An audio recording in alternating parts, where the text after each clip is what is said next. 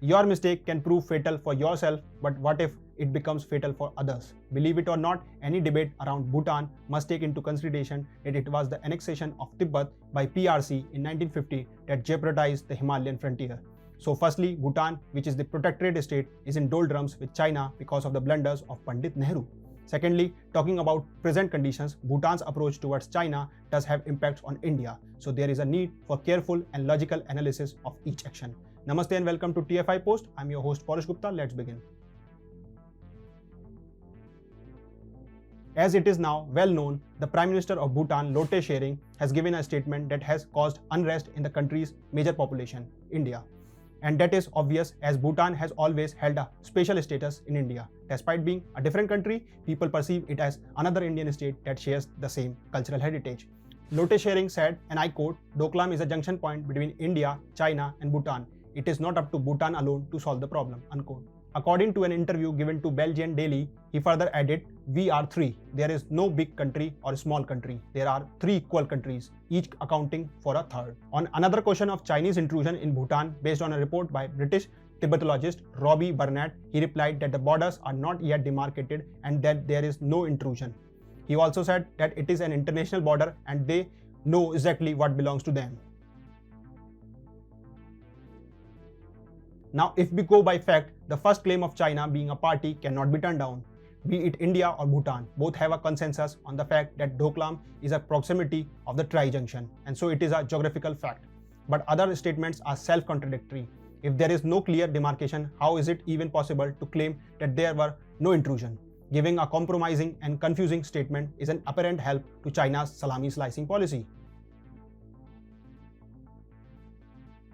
The border negotiations have been a long process between China and Bhutan, and it was 1996 when China first proposed a territory swap plan.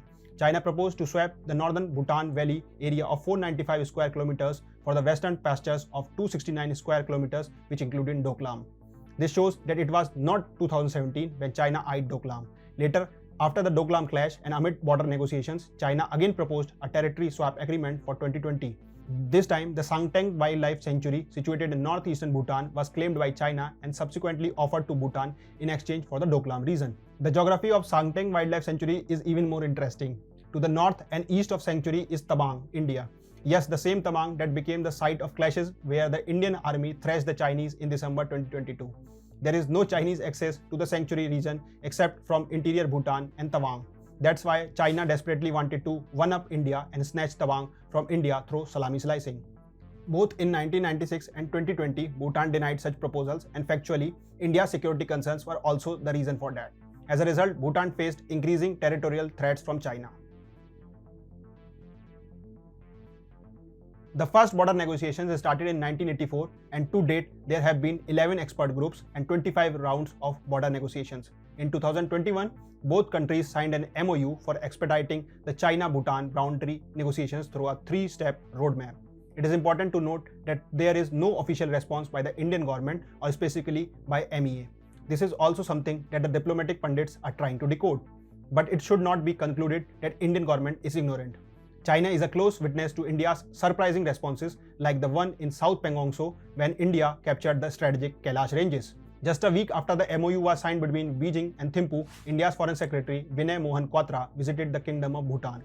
India's ambassador to Bhutan, Sudhakar Dallela, tweeted about engaging conversations, positive outcomes, and expanding partnership. So the dispute between Bhutan and China is not new, and factually, China cannot be ignored from it.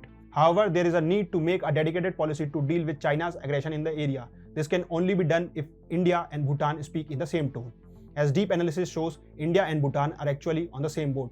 Aside from that, a large part of the Indian media should understand that without a deep analysis, the important issues should not be reported insensibly. These type of issues are crucial for Indian foreign policy, and irresponsible statement can worsen the situation, which also far seems to be dealt with shrewdly by the government.